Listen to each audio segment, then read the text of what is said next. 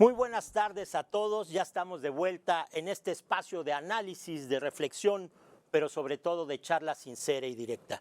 Hoy nos acompaña en Café Milenio Rosario Robles. Muchas gracias. Bienvenida, Rosario. Muchas gracias. Gracias a todos, a todas, mi querida Elisa, a todos. Bienvenida. Gracias. Bienvenida. Y también nos acompaña en esta mesa Elisa, Roberto, Alejandro, Héctor, Carlos, bienvenidos. Gracias, Igualmente. buenas tardes. Pues bienvenida y de regreso nuevamente a Aquí esta andamos. tu casa. Sí, caray. Hacía mucho, bueno, ya sabes, andaba en un hotel de 5 estrellas y no quería yo salir de ahí, entonces no podía visitarlos. Pero ahora ya te diste un espacio. ya pude visitarlos y aquí estoy muy contenta de recordar tantos años que colaboré en Milenio, que me dieron esa oportunidad de escribir en sus páginas y pues siempre con mucho agradecimiento. Y hablando de regresos, ¿estás de regreso también a la política? Te quiero preguntar. ¿O no? Pues es que ¿O nunca te fuiste? Nunca me fui. La verdad que nunca me fui porque aún en este infierno que me tocó pasar durante 3 años, pues todo el tiempo hice política. Mis abogados me decían, ya cállate la boca, no digas nada, no hagas nada. Normalmente el imputado no...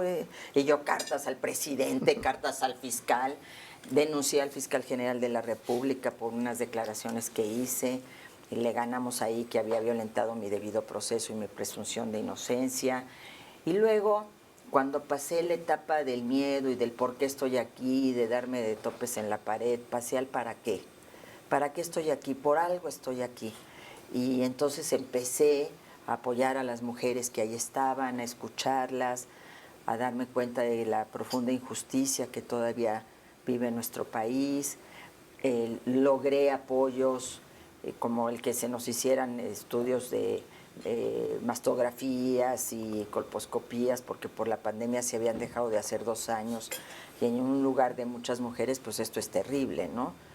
Logré además con un grupo de compañeras que fuera el ministro Saldívar en una visita histórica que se dio por primera vez que un presidente de la Corte estuviera en un penal y escuchara de viva voz pues los testimonios de estas mujeres, testimonios dolorosísimos que hablan sobre todo de que no se juzga con perspectiva de género, de que se sigue criminalizando a la mujer y de que pues pagan unas por otros. ¿Y ayudó en tu caso? ¿Crees que ayudó en tu caso esta visita de Arturo Saldívar? No, porque yo ya venía ganando mis amparos. Yo ya venía en un proceso en el que ya tanto el juez de amparo como el tribunal colegiado me habían dado la razón varias veces. Primero, en la necesidad de cambiar mi medida cautelar, que era lesiva. Yo quiero recordar que a mí se me imputó un delito no grave, a mí no se me acusó ni de robar dinero, ni de peculado, ni de nada, sino de una omisión, de un omisión. Ejercicio indebido del servicio público, el mismísimo que acusaron a Francisco Garduño por las 40 muertes que están ahí de Ciudad Juárez. ¿Sí? Y que pues sigue en su puesto. Él ni siquiera pisó la cárcel y está en su puesto, ¿no? Está en su cargo. Es el mismo delito. Entonces, veníamos ya ganando nosotros también a nivel del amparo, porque aquí es bien importante señalar que tu principal defensa cuando hay un abuso de la autoridad es el amparo. Quienes no pueden llegar al amparo porque no tienen los recursos pues no tienen oportunidad. Tú has dicho que no crees que te hayan encarcelado por el tema de René Bejarano, de aquellos videoescándalos, en donde pues el presidente podría relacionarte, y has dicho eso no fue. Públicamente otros políticos han dicho eso fue el motivo por el que Andrés Manuel no perdona a Rosario. Yo creo que ese es uno de los motivos, aunque pues quienes estaban recibiendo dinero en los videoescándalos es su gente. No era yo, era su gente. Entonces, bueno, les gusta el cash y pues yo tuve que pagar por ellos. Pero yo creo que venía de antes. Venía de antes porque yo era la alumna de Andrés Manuel. Yo era su segunda de a bordo cuando él pues luchamos para que fuera el presidente del PRD y después su secretaria de organización, las Brigadas del Sol. El PRD empezó a ser un partido ganador, dejó de ser un partido de las plurinominales, ¿no? Para convertirse en un partido muy potente que además gana la jefatura de gobierno con Cuauhtémoc Cárdenas. Y a mí me toca sustituir al ingeniero y empiezo a hacer una labor importante en la Ciudad de México. Y pues nosotros hicimos una campaña muy fuerte de lo que había hecho el gobierno, a mí me parecía muy importante, y eso me colocó junto con un Andrés Manuel candidato que para mí no había duda que él tenía que ser nuestro candidato, que es con el que podíamos ganar el gobierno de la ciudad. Y pues ya una vez que hubo el triunfo, empezó a haber divergencias, ¿no? Desde que se dio la ley Robles, que yo pues propuse esta iniciativa para legislar a favor del derecho a decidir de las mujeres. Él estableció que para él era un tema neutral que a él no le gustaría tocar, y después me pidió algunas cosas no malas, simplemente, oye, sube el metro, como para que yo ya cargara el muertito, El costo y pues le dije no. Entonces, como no le gustan que le digan que no, pues yo creo que desde ahí, ¿no? Desde que en las encuestas empezaba yo a estar también de manera importante al lado de él, que obviamente había ganado una campaña en medio de la ola foxista en un contexto muy difícil, y por supuesto su liderazgo era reconocido, pero yo también ya aparecía, y yo creo que pues yo creo que hoy el presidente López Obrador nos ha demostrado todos los días que el fin justifica los medios, y si para llegar a eso tiene que pasar por alguien que le era querido y que le era estimado, pues lo hace. Pero a ti te consta, ¿hay alguna declaración que te hayan hecho llegar diciendo que López Obrador dijo que fueran directamente sobre ti? No me consta, es decir, tengo información, porque ya sabes que uno tiene amigos en todos lados, y de que hubo una reunión, porque pues yo estuve investigando si había algún problema, y todo el mundo me decía que no. Es más, hubo una reunión entre los dos gabinetes cuando todavía no salíamos nosotros del gobierno. Entre el de Gabinete Peña Nieto y el gabinete del presidente López Obrador, que yo creo que otra de las cosas que no me perdona es que yo apareciera en ese gabinete de un gobierno del PRI, que además había sido su contendiente en la campaña presidencial, ¿no? En esa reunión nos saludó a todos los integrantes del equipo del presidente Peña, y a mí me saludó muy afectuoso, de beso, abrazo. Yo pensé que hasta me iba a saltar, y me saludó. Entonces, luego él declaró que él no iba a ir por chivos expiatorios, pero posteriormente me dijeron que había habido una reunión, y lo confirmo un poco con el libro que acaba de salir de la traición en Palacio, que había habido una reunión en la que estaban el ex consejero jurídico, el fiscal general de la República, que fue mi secretario de Seguridad Pública, y el presidente, y ahí se dijo, ¿por qué Rosario? Pues porque es la manera de llegar más arriba. Te hicieron saber que si hablabas tú de Enrique Peña Nieto, podrías salir más pronto, etcétera. ¿Tuviste algún emisario que te hiciera alguna propuesta en ese sentido? Fíjate que cuando yo ya iba ganando toda la parte de desmontando lo del ejercicio indebido del servicio público, que además pues ya pasaba el tiempo, ya me habían buscado hasta por debajo de las piedras, y a mí no me aparecieron ni cuentas millonarias, ni Pandora Papers, ni casas, ni nada. Sigo viviendo en la misma casa hace 28 años, ¿no? Muy bien. Entonces, me entero por la televisión que estoy acusada, que tengo una orden de aprehensión por delincuencia organizada. ¡Ah, caray! ¿No? Ni siquiera me fueron a notificar, nunca me fueron a decir, oiga, vengo de parte del juzgado tal, usted está acusada y hay un orden de aprehensión. Rarísimo, porque pues yo ya estaba ahí, ¿no? Y aparecen unos abogados que hablan con mi hija Mariana siempre en su desesperación por, ay, ustedes la pueden sacar, pues órale, ¿no? Y que le dicen que gratuitamente me van a apoyar, que ellos tienen vínculos con la 4T, que pueden, pues, usar esa influencia. Y entonces hablan conmigo y me dicen, pues tú di que Luis Videgaray, sobre todo el tema era Luis Videgaray, que no entendía yo muy bien por qué Luis fue el que les dio la instrucción y demás. Entonces yo dije, pues yo no voy a mentir para poder salir de aquí. Yo siempre lo dije, lo escribí, se lo dije al presidente, yo voy a salir de aquí por la puerta de adelante. Estos cuates me dijeron, uy, con este delito se va a quedar usted aquí 20 años, pues me quedaré 20 años. ¿Y si tenían contactos con la 4T? Perdón, Pues ya me no quedé. sé, no sé, bueno, él luego apareció, uno de ellos, apareció como suplente del actor. ¿De Palazuelos? No, del otro, del Sergio De Mayer. Mayer. En Morena. Finalmente no O sea, ganó Sergio y tampoco quedó él. Diputado suplente. Como diputado suplente. Pero debo reconocer que una de las abogadas de ese despacho, Olivia Rubio, ella fue la que, junto con Epimenio Mendieta, mi abogado ya de todo el tiempo, encontró que se tenía que sobreseer la causa porque, dadas las características del delito, tendría que haber sido procesado primero de manera administrativa y si se hubiera encontrado algo irregular, entonces por la vía penal. Y esa fue la primera que echaron abajo, antes de la del ejercicio indebido del servicio público, ¿no? No, es que esta era sobreseimiento sobre el uso sobre el ejercicio indebido del servicio público. La primera acusación. Exactamente.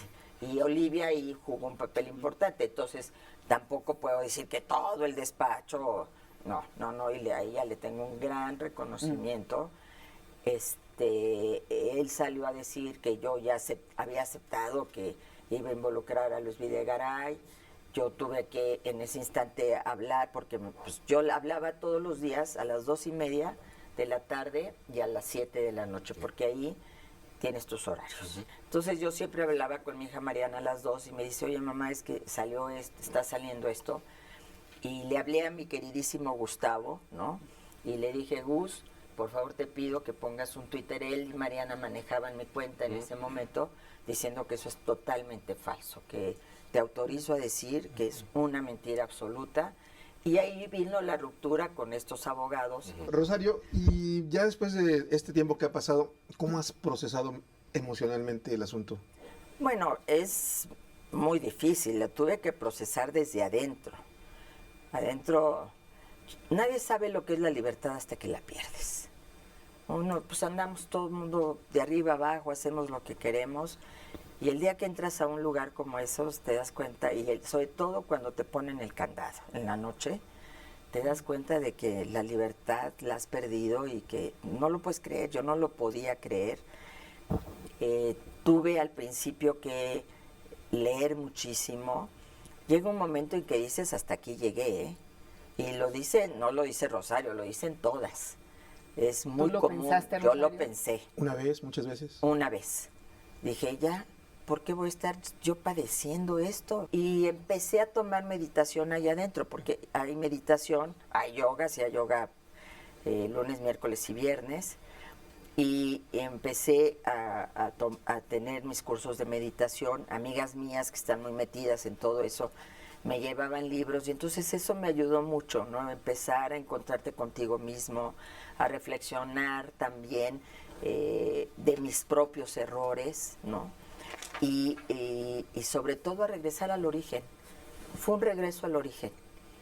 Vivir en 4x4, tener que levantarte todos los días a hacer tu estancia, a barrerla, a trapearla, a limpiarla, a limpiar el baño, a bañarte con una cubeta de agua a la que tienes que calentar con la resistencia, ¿no? Es decir, pues me puso otra vez los pies sobre la tierra, yo creo que de manera importante, y me ayudó a comprender que hay otras prioridades en la vida y hay otros aspectos de la vida que son más importantes, ¿no? Y en esa reflexión y al recordar y estando allá adentro, ¿cuál dirías tú que fueron los errores que tuviste y que no hubieras cometido? Si es si cometiste errores para poder llegar a estar en la cárcel, el haber no aceptado algún comentario del ahora presidente o alguna negociación. ¿Cuáles son estos errores? Mis errores, la confianza en la gente. Mi extremada confianza en la gente y mi mi incapacidad de percibir la traición. Yo creo que esos son mis principales errores. Tengo como una ceguera frente a los focos amarillos. ¿La traición de quién, Rosa? Eso. Pues a lo largo de mi vida, ¿cuántos te puedo decir? Pero más recientemente. Empezando por el presidente. El expresidente, él dijo alguna vez, no te preocupes, Rosario, tú no hablaste de ellos porque no tienes información que echarles, ¿no? Encima, pero ellos te dejaron sola. Pues fíjate que el presidente Peña estaba fuera de México. Yo entiendo la circunstancia de muchos de ellos porque fueron perseguidos. Tal vez yo fui la más perseguida, porque además, si ustedes se recuerdan de esta investigación periodística, involucraba varias dependencias. 9 dependencias, 11 universidades. Nadie compareció, Puros. nada más yo, y nadie fue tocado ni con el pétalo de una rosa. Pero no te Y hicieron yo- llegar su solidaridad de alguna manera con algún enviado. Muchos compañeros de gabinete, sí, pues, el doctor Narro me visitó, Miguel Osorio siempre estuvo presente, con mi hija Mariana. ¿Algún mensaje del Claudia expresidente de Desmaciel. Peña Nieto? Hasta después, Hasta que saliste. hasta que salí. Pero, pues, como dicen, en la cárcel y en las enfermedades conoces a los amigos, qué bueno, ¿no? Pones tus palomitas, pones tus tachecitos, pero leí mucho a Mandela ahí. No, no porque yo sea una Mandela, ni mucho menos, aunque sí me considero una presa política. Pero si él dijo, yo tengo que dejar, cuando salí a la libertad, dejé atrás la ira, el resentimiento, el deseo de venganza, porque si no me quedaba prisionero, pues yo pensé que ese era un gran pensamiento, ¿no? Es decir, ¿para qué me voy a ir con odio? Mejor me voy con causas, con una causa más a las que ya he sumado en mi vida, ahora la de estas mujeres, que no tienen ni quien dé la voz por ellas, ni quien luche por ellas. Ahora he estado trabajando en diversas cosas, al rato si quieren lo platicamos, para tratar de ver, y sería una primicia, para tratar de ver cómo podemos realmente hacer como paquetes de solución, porque a pesar de la visita del ministro Saldívar y de que firmó el convenio para que la Defensoría Pública Federal pudiera tomar casos del fuero común, que no es algo que esté en la ley, porque los defensores de oficio pues tienen 400 casos.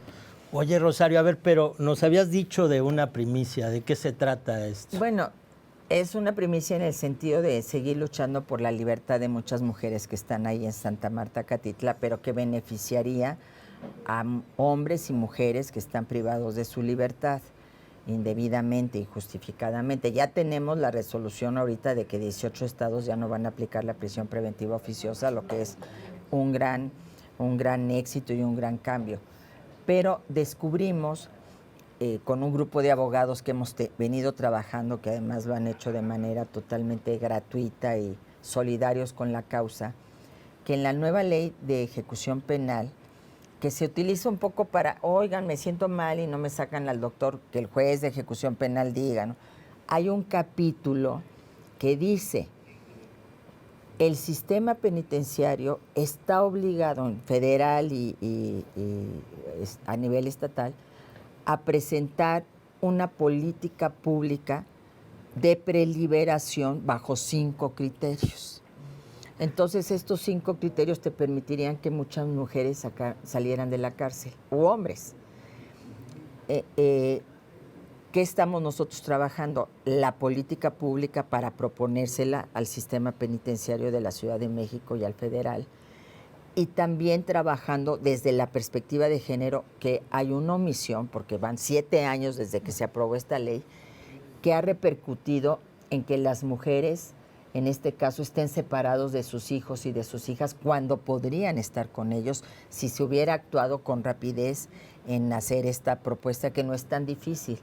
Hay experiencias en México, no las hay en España y en Argentina, nos estamos basando en esas, para que se instrumente y entonces, si el robo no es agravado, si hay ciertos delitos como fraudes patrimoniales que implican un número más o menos, tienen un límite, etcétera, puedan salir y seguir sus procesos en libertad. Entonces, si logramos que se apruebe esta política pública, si logramos que se tome, ya les organicé allá adentro, desde afuera, para que ustedes pónganse en paquetes de acuerdo a los 5 criterios, pónganme los nombres, y ya entregué la carta de estas mujeres que están solicitando esta política pública, y nosotros estamos trabajando para que la Defensoría Pública Federal nos ayude en este criterio, y el sistema penitenciario de aquí, de la Ciudad de México, porque Santa Marta depende de ellos, pueda hacer lo mismo. Pero lo más interesante es que los penales tienen una calificación cada año de acuerdo a la Comisión Nacional de Derechos Humanos. Santa Marta tiene 7, que me parece como que le hicieron un gran favor. Pero entonces ellos dicen que estás al 70% de tu calidad de vida, porque hay un artículo 18 constitucional que garantiza todos tus derechos o todos los derechos a las personas en reclusión. Y entonces, si tu sentencia es de 10 años, se tiene que reducir a 7. Porque cada día que pasaste en realidad lo viviste al 70%, no al 100% de calidad. Entonces, que tienen los abogados, y es que es este desconocimiento de la ley que hay todavía, que pugnar por mujeres que ya están sentenciadas y que ya llevaron el 70% de la sentencia, poniendo el ejemplo Santa Marta, sean liberadas inmediatamente. Entonces estamos haciendo esta chamba, nadie lo sabe, seguimos trabajando, porque yo cuando salí de ahí, que salí entre porras, gritos de adiós y estampitas, y llorábamos todas, me comprometí a no abandonar a esas mujeres, y seguimos en eso. Hasta ahí llegó, digamos, la ofensiva contra Rosario Robles, salió de televisión y ya. ¿Así No, lo crees o todavía no. tienes temor de que esto venga peor? No. Te lo pregunto porque si tienes alguna aspiración política y esto avanza por la vía administrativa, te podrían inhabilitar. Bueno, ya me inhabilitaron. 10 años, Acuérdate todavía. que yo tuve una ofensiva de Estado. Es decir, cárcel, inhabilitación por 10 años, juicio político. Un juicio político que era totalmente ilegal, porque el juicio político es para separarte de tu cargo y para iniciarte un procedimiento penal. Y yo ya estaba en la cárcel y ya no era funcionaria, pero Pablo Gómez Torquemada, en ese momento líder de la comisión instructora de la Cámara de Diputados, dijo el juicio político, y aunque fuera inconstitucional, debo reconocer, y lo he hecho siempre públicamente, que cuando llega al Senado, Ricardo Monreal, aún siendo senador por Morena y desde luego el líder de ese partido político en el Senado, él dijo: aquí no estamos para la noche de cuchillos largos, ni para venganzas, tenemos una pandemia encima y esa es nuestra prioridad. Si se dieran las condiciones y te invitaran a hacerlo, ¿valorarías el aparecer en la boleta electoral en alguna posición en 2024? Pues mira, yo me estoy ¿O ya lo esperando a descartaste? que vengan los tiempos electorales, a reflexionarlo, pero estando allá adentro, insisto, pues tenía todos mis derechos políticos. Hicimos campaña, organicé para que se votara por el Va por México en el 2021. La gente estaba muy descontenta porque se les había prometido la ley de amnistía y no habían salido más que 2. ¿Qué Oye, buscaría- ¿cómo ves lo qué que le están buscarías, haciendo Rosario? a Xóchitl Gálvez? Me A parece propósito. un abuso. O sea, te está hablando una mujer que ha vivido ese ataque desde el poder, y yo he manifestado públicamente que me parece que es este abuso del poder presidencial en contra de una persona, de un aspirante a dirigir un frente opositor, porque pues ya no Sí, todavía. podemos decir otra cosa, pero vuelvo a lo mismo, se utilizan los instrumentos del Estado, es decir, ¿por qué a mí me duele más? Porque fueron mis compañeros con los que luché brazo a brazo, codo a codo, para que esto no pasara. Para que hubiera democracia en nuestro país, para que no se utilizara ni el SAT, ni la UIF, ni nada para perseguir opositores. ¿Qué les pasó, Rosario? O sea, de esas personas que trabajaban No contigo. sé. Y ¿Cómo que te trabajaron decepcionaron, con no? Cuauhtémoc, que fueron, es decir, porque nos han querido vender la historia de que esto empezó en el 2006 con el supuesto fraude en la elección entre el presidente Calderón y Andrés Manuel López Obrador. Pero realmente nosotros venimos de una lucha, primero la izquierda de muchísimos años, digo, Ya no hablo del 68, en el que yo era una niñita, una bebecita, sino de mucho antes, ¿no? Pero si ya nos vamos al tema de la democracia, pues el 88 es un parteaguas. Sí. La lucha de Cuauhtémoc Cárdenas de que los votos se cuenten bien, de que sufragio efectivo, que además plantea, porque había esa disyuntiva y a veces los jóvenes no conocen esta historia, pero era un gran debate en la dirección del Frente Democrático Nacional, es que ganamos la elección, se les cayó el sistema, aunque el señor Bartlett ahora esté aquí en este gobierno, que se supone viene de allá, y que diga que no que fue el PAN, ahora le echan, ya saben que ellos le echan la culpa a otros. Entonces, se dejaron de contar miles de casillas, se cayó el sistema y había la propuesta de que se tomara Palacio Nacional y de que fuéramos a este enfrentamiento. Y Cuauhtémoc Cárdenas, siempre en su visión de estadista, tuvo la altura de decir, no, yo no voy a llevar a la gente a un baño de sangre. ¿Quién es? Y planteó la fundación del Partido de la Revolución Democrática como una salida constitucional, legal, para seguir luchando por elecciones libres. ¿Cómo definirías en esta experiencia tan cercana en la izquierda, Rosario, y con los personajes con los que has caminado y con los que ahora, pues, ya no? ¿Quién es Cuauhtémoc Cárdenas? ¿Quién es Andrés Manuel López Obrador? Bueno, el ingeniero Cárdenas para mí, pues, es ¿cómo un van a luchador. pasar a la historia? O sea, digo, Bueno, en esta visión política y en este conocimiento personalísimo, además, que tienes de los procesos y de las personas. Cuauhtémoc como el gran líder en la lucha por la democracia en México. La ruptura con el PRI. Porque ahora todo el mundo cambia de partido y rompe. En ese momento, con un partido hegemónico de Estado que venía de gobernar tantas décadas, él junto con Porfirio, con Ifigenia, haber tomado esta decisión e ir a luchar por la presidencia de la República y después plantear un canal institucional, el PRD, ese va a pasar a la historia como un demócrata, como un hombre que luchó por la democracia. Andrés Manuel López Obrador, yo la verdad, a pesar de todas mis diferencias, pensé que iba a ser muy buen presidente, por su visión social, por su compromiso con la gente, porque venía de toda esta historia, porque había hecho sus éxodos por la democracia, porque él mismo había padecido de fraudes electorales. Y como mucha gente, a pesar de que yo no voté por él, no tenía por qué estar decepcionada, pero me decepcioné porque sí creí que iba a ser mejor presidente, pero creo que lo amarró su deseo de venganza, se quedó atrapado en el 2006.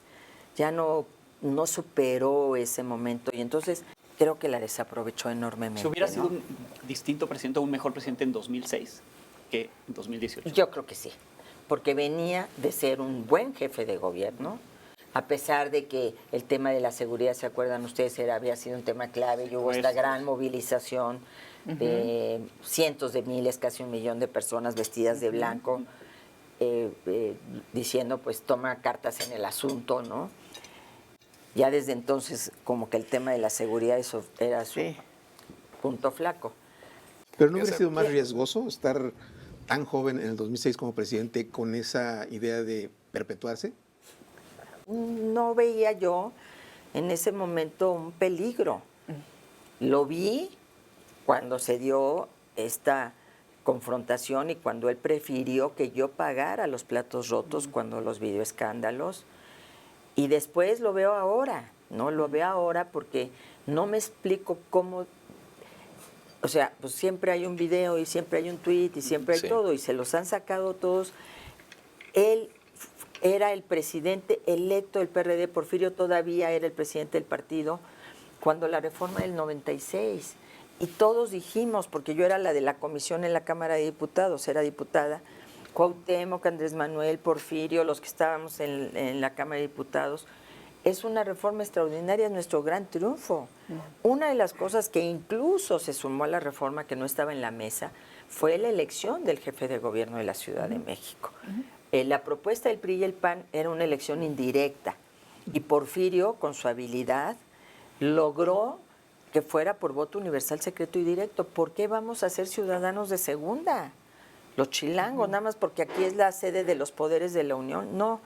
Entonces, todos de alguna manera pues veníamos de eso. Entonces a mí me parece muy contradictorio que ahora se pretenda atacar al INE, como se pretendió hacer, o incluso se hable de un plan C. Necesito una mayoría calificada para acabar de desmantelar esa institución, desmantelar organismos autónomos, ir contra la Corte, ¿no? Cuando, pues precisamente la división de poderes y en una visión juarista, la que él siempre enarbola, pues la Corte es justamente ese contrapeso constitucional que te permite que la ley se cumpla. Oye, Rosario, ¿qué va a ser esta serie que señalas? Sí, Que, el documental. Que habrías? Es un documental, es una serie dramática. ¿Qué vamos a ver ahí? No, se acercaron unos jóvenes, muy jóvenes. Nadie pensaría, después de ver este video, me han dicho que si Televisa, que si Netflix. Yo digo, bueno, estas conspiraciones, no somos de veras dados a todo esto. Sí. No, unos jóvenes que me dijeron, uno por cierto tabasqueño, me han pedido ahorita hasta que salga ya la serie, dar a Que los conocer sus identifiques. nombres, porque si no tiene... Sí. En este país, México vive con Sí, miedo de sí. todo tipo. Sí. Entonces, se acercaron, me dijeron que mi historia los inspiraba mucho, que querían ayudarme a darla a conocer. A mí me pareció una buena manera, porque Netflix también de alguna forma había llegado a hacer, me había mandado alguna oferta a través de mis abogados, pero yo quería tener control, ¿no? sobre lo que iba a ser contar esta historia, una historia de una mujer que, digo, yo no vendía gelatinas, yo vengo de una familia de clase media, que también viene de la cultura del esfuerzo, que luchó por darnos una educación y que fue brigadista y que fue líder estudiantil y desde ahí hasta llegar a ser secretaria de Estado, la primera jefa de gobierno de la Ciudad de México. Pero esa historia yo sí quiero que se cuente, porque para las mujeres jóvenes tienen que saber que nos ha costado mucho trabajo y que romper los techos de cristal luego te los cobran muy caro. Y también inspirar en qué sentido. En el sentido de que si yo pude romper el miedo estando en cuatro paredes encerrada, hoy este México que tiene miedo, porque he emprendido una ruta por la gratitud, porque mi hija Mariana hizo su ruta por la libertad y andaba de arriba abajo luchando por su madre. Y entonces dijimos, vamos a agradecerle a todos los que te recibieron y a todos los que te abrieron los corazones. Y la gente te habla de que tiene miedo. Me han dicho, hasta tenemos miedo de ser mujeres. Porque no regresan las hijas, tienen miedo si salen a la calle, y una me dijo algo que me pareció verdaderamente terrible. Todos tenemos nuestra cárcel. Todos estamos de alguna manera presos en un país donde hay tanta violencia, donde no sabes si te vas a encontrar cadáveres en la esquina. Yo misma, por ejemplo, que estaba en Chilpancingo, me tocó un previo bloqueo de 5 horas, una causa ahí, pues, legítima, creo yo, pero no para que nos bloqueen la autopista del Sol, que eran los pensionados de maestros. Pero al final de cuentas yo quiero decir, si en una condición de tanta oscuridad puedes vencer el miedo, México puede vencer el miedo. Tenemos que tejer un México sin miedo, porque es la única manera de rescatar al país. Y eso lo tenemos que hacer desde ahora, porque si estamos pensando nada más en las elecciones, pues cuando lleguemos al 2024 ya ni país va a haber. Ahora, Entonces la serie es sobre mi vida, concluyo con esto, es sobre mi vida, van a ser 4 o 5 capítulos, es desde que era líder estudiantil hasta la última etapa, incluyendo estos últimos 3 años que estuve en Santa Marta, Catitla, y va a haber algunos promocionales de aquí a diciembre para generar esta expectativa, al mismo tiempo que terminé ya mi libro, que será publicado yo espero hacia finales del año. Entonces todo esto, ¿con qué objetivo? Con recuperar una historia, con recuperar un legado, con recuperar una trayectoria y sobre todo pensando que voy a ser abuela, que mi nieto o nieta se sientan orgulloso de su abuela o orgullosa de su abuela. Ahora, ¿es casual sacarlo en este momento, en estos tiempos electorales? Pues es que todavía no estamos en tiempo electoral. Bueno, llevamos Pero en enero Ya se adelantó, 2024 ya. la fecha del pleno es Exactamente. pleno tiempo electoral. Ahí sí, ¿verdad? ¿Qué te gustaría? ¿Qué estás buscando si buscaras un cargo? No, pues no te lo podría decir en este momento, ¿no? Es decir, ¿Pero qué te gustaría? Creo que todavía es demasiado pronto, van a pasar muchas cosas. Esto puede cambiar de un día para otro. Esto cambia con una velocidad extraordinaria. No teníamos un fenómeno Xóchitl hace 3 semanas, o sea, ¿Ya te buscó Dante? no, La gente no he de hablado MC, con no, Dante, no. no. ¿Con la gente del frente? He hablado con varios del Frente, sobre todo porque cuando estaba el Frente Cívico Nacional, Mariana es parte del Frente Cívico Nacional, es consejera nacional, y varios de ahí son mis excompañeros, como Guadalupe Acosta Naranjo, Fernando Belanzaurán, con Cecilia Soto tengo una gran relación. Entonces, pero yo sobre todo insistiéndoles en que tendrían que estar con las causas de la gente. Yo ahorita, ¿cuál sería mi sueño? Una gran manifestación exigiéndole al gobierno que le ponga ya un alto al crimen organizado. Una movilización en todo el país por la paz, porque acabe esta violencia. ¿A quién le conviene el miedo? Pues a quien tiene el poder, porque ¿quién va a salir a votar en Tlajomulco de Zúñiga? ¿Quién va a ir a las urnas en junio del 2024? Nadie, si no cambiamos esta situación. ¿O a quién van a poner? O en Guerrero, ¿no? Exactamente, además esta influencia ya del crimen organizado. Entonces, creo que primero es lo primero, la gente se siente abandonada y yo quiero estar ahí con la gente, Pero- porque es lo que sé hacer. Hay mucha gente que, a pesar de lo que estás diciendo y del que vas a trabajar, piensa que tú sí eres responsable de lo que pasó con la famosa estafa maestra. Ya te consideras culpable, como tú lo señalas, y a lo mejor son los mismos que te van a decir, ay, sí, estás convocando una marcha, pero tú fuiste parte del gobierno de Peña Nieto y no hiciste nada por la pobreza, o fracasaron en el tema. Pues había ¿Cómo lo menos- ves esa parte, esa polarización? Bueno, mucha gente había al principio, pero también la percepción fue cambiando y nosotros lo fuimos midiendo. ¿Por qué? Porque si a mí me hubieran encontrado un recurso indebido que no fuera producto de mi trabajo, probablemente esa idea se hubiera mantenido. Pero a mí no me encontraron nada. Rosario, A mí no me encontraron nada.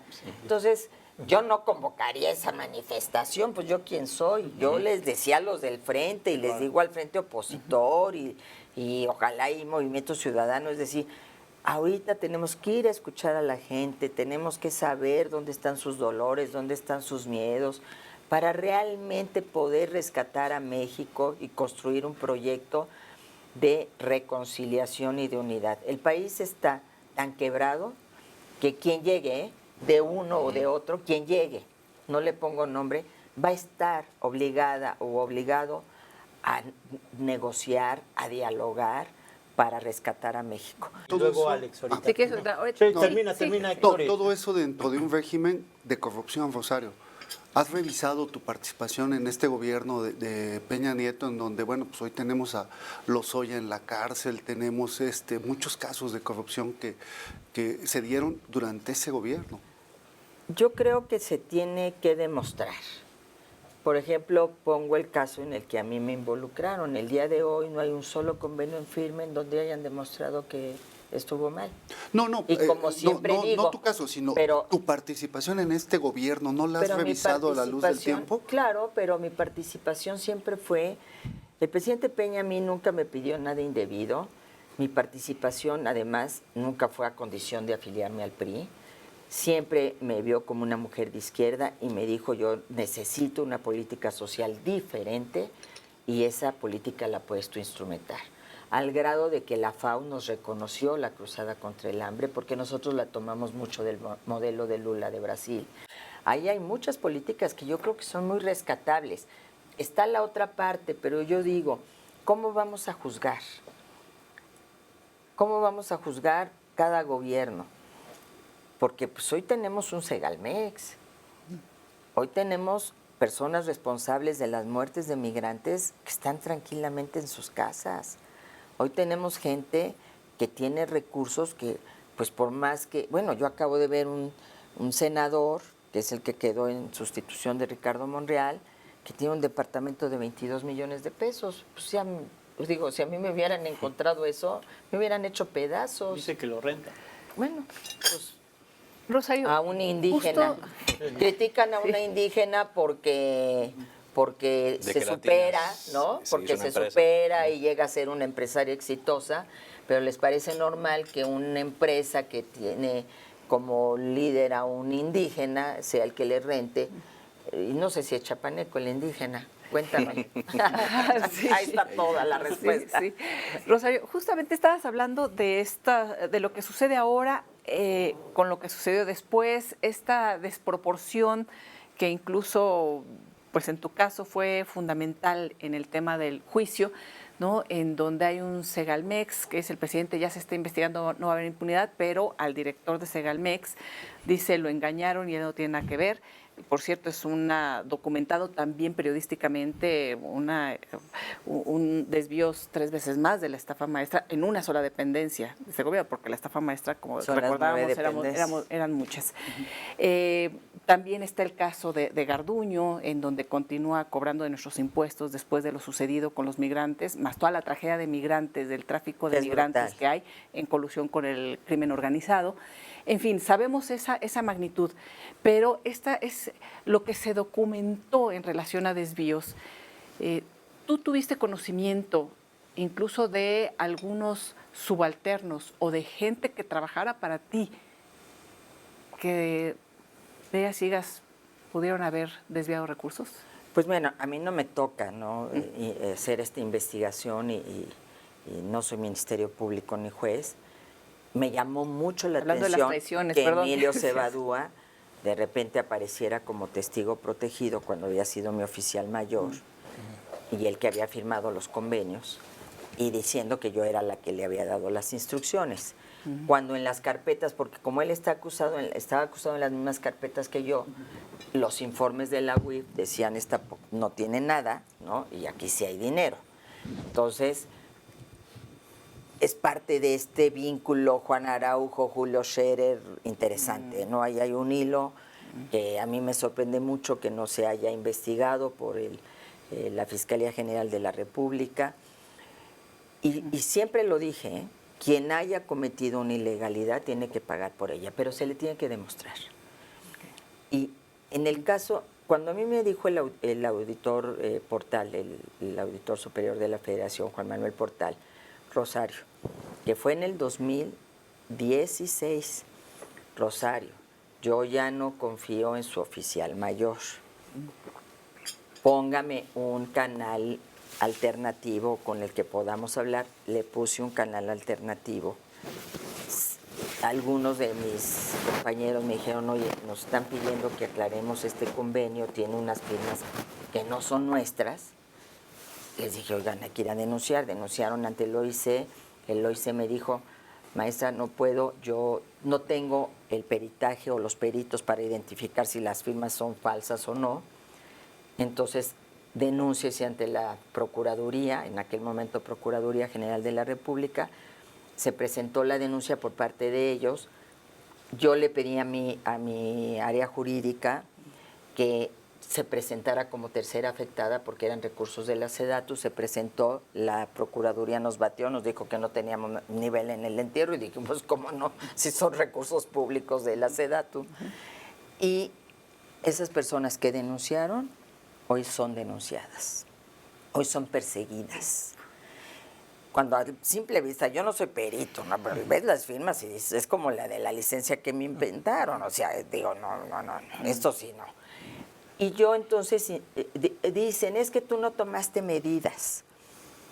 En ese momento, cuando me dijo a mí el auditor Portal, aunque el artículo primero de la Ley de Adquisiciones es totalmente legal, y se venía haciendo por la administración pública y se sigue haciendo por la administración pública, Sí. y nadie lo ha quitado porque es un artículo que te permite que sea mucho más rápido todo el funcionamiento de la administración pública.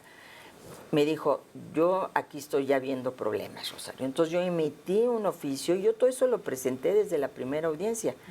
Emití un oficio en SEDATU diciendo ya no se contrate por artículo primero por las observaciones que nos está dando la Auditoría Superior de la Federación. Y ahí está todo eso. ¿Qué pasó con Cedesol? Cedesol a mí me hace las observaciones de la auditoría y 15 días después dejo de ser secretaria de Cedesol. Entonces a mí ya no me tocaba subsanar esas observaciones. Y quienes me siguieron ya no las subsanaron adecuadamente, no les importó, era ya parte de la pelea por la candidatura presidencial, no sé exactamente qué pasó, pero ahí están los entregables. Y donde no hay ese convenio en particular, que se vaya contra la persona que lo firmó y es decir, sigan el dinero. ¿Quién tiene el dinero? A mí no me encontraron nada. Por favor, Fiscalía, sigue el dinero, porque a mí sí ¿Y me a tus importa. hermanos, a tu nada, hija? nada. Los investigaron a todos. Investigaron a Mariana, investigaron a mis hermanos. Nadie, absolutamente nadie. Todos mis hermanos viven de su trabajo. Somos una familia que somos todos profesionistas. ¿Algún concubino, no concubino? Última ronda. Preséntamelo. Última ronda. Sí. Por lo que dices, Rosario, en esta respuesta y anteriormente, sí se debería entonces investigar y sí existió la estafa maestra. Existió y se desviaron esos recursos. No creo que haya existido la estafa maestra. ¿No crees que haya como existido tal. así? Porque entonces, ¿por qué nada más nos investigaron a nosotros? Que como demostró el mapa que presentó el Instituto de Investigaciones Jurídicas, Cedesol y Sedatu eran de este tamaño. Sí, pero habían O sea, recursos, estaba habían Pemex, estaba universidades. Banobras.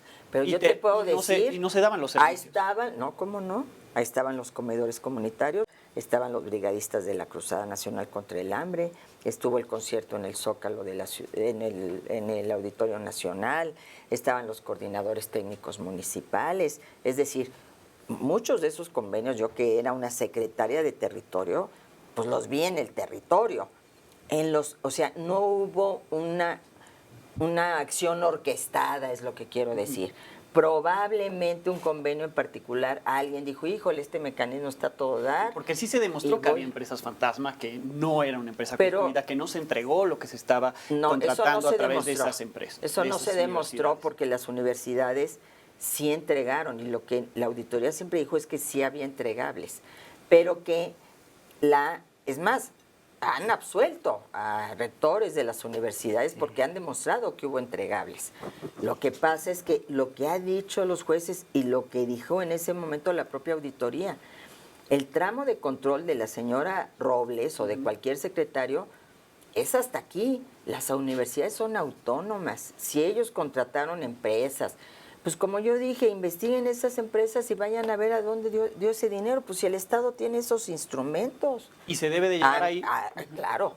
para que se limpie el nombre de Si Rosario Robles. No, porque el mío ya quedó limpio, porque los jueces ya lo limpiaron. Pero como dices, estar en la cárcel ya muchos te tacharon como culpable. Pero mucha Aunque gente no lo ahora dicen que soy una víctima. De una víctima de un abuso de poder, porque además era un delito que yo había podido seguir en libertad. Yo me regresé del extranjero para presentarme a la audiencia. Si yo hubiera querido huir, si yo tuviera algo que esconder, no. El que nada debe, nada teme, yo ahí estuve. Debería haber responsables. Si hubo desvíos, tiene que haber responsables. Si hubo desvíos. ¿Cuál crees que... Roberto? Rosario, ¿cuándo vas a tomar tu decisión si es que aún no la tomas? ¿De dónde te veremos en el 2024? Pues en diciembre, enero, ya que empiece a ver. ¿No la has tomado? No la he tomado. La verdad que primero quiero concluir con todo esto y ya después veremos qué futuro hay. Desde luego que aunque no esté en un cargo, porque eso lo aprendí en la cárcel, Roberto, no necesitas un cargo para tener poder. Yo no necesité un cargo para que fuera el ministro Saldívar, lo que nunca nadie había logrado. O sea, el poder, la investidura, alguien puede tener un cargo y necesitar que el presidente le levante la mano. Ese no es poder, ¿no? El poder es cuando ejerces la investidura completa, cuando sabes que puedes cambiar la vida de las personas. Ese sí es poder.